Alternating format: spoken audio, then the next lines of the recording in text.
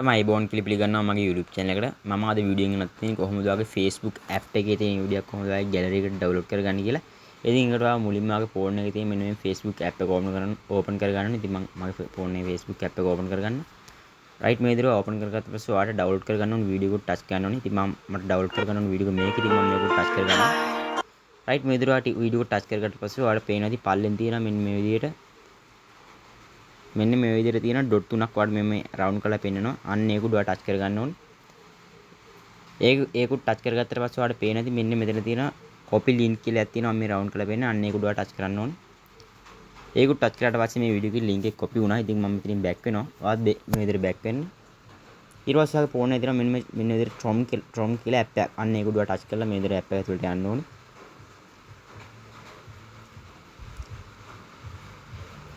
right ඔයා මේ විදිහට app එක ඇතුළට ගියාට පස්සේ ඔයා මෙන්න මේ search bar එකේ search කරන්න ඕනේ.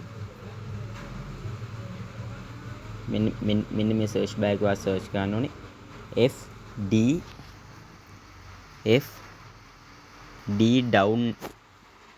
FD down net කියලා මෙන්න මේ විදිහට search bar එකේ search කරනවා. ඔයාලට පේන්නේ මම මේ search කරලා තියෙනවා round කරලා පෙන්නන්නේ. අන්න ඒක විදිහට touch කරාට පස්සේ ඔයා මෙන්න මේ විදිහට යනවා.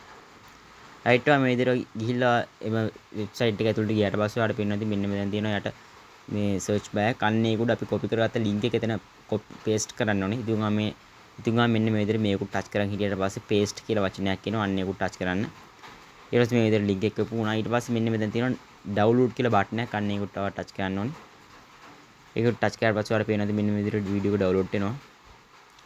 right ඊට පස්සේ අපෙන් අහනවා මෙන්න මේ විදිහට වීඩියෝ එක කොහොමද normal quality එකෙන් download කරගන්නේ HD quality එකෙන් කියලා. ඉතින් මට අවශ්‍ය වෙන normal quality එක download කරගන්න. ඉතින් මම normal quality කියන එක touch කරනවා.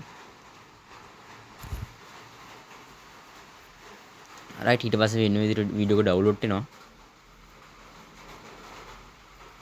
මගේ වීඩියෝ එක වෙන විදිහට download කරනවා. ඉතින් ඔයා යන්න ඕනේ ඔයාගේ phone එකේ gallery එකට ගිහින් බලන්න. මෙන්න විදිහට ඔයාගේ phone එකේ gallery එකට ගිහින් බලන්න වීඩියෝ download කරලා තියෙන්නේ කියලා.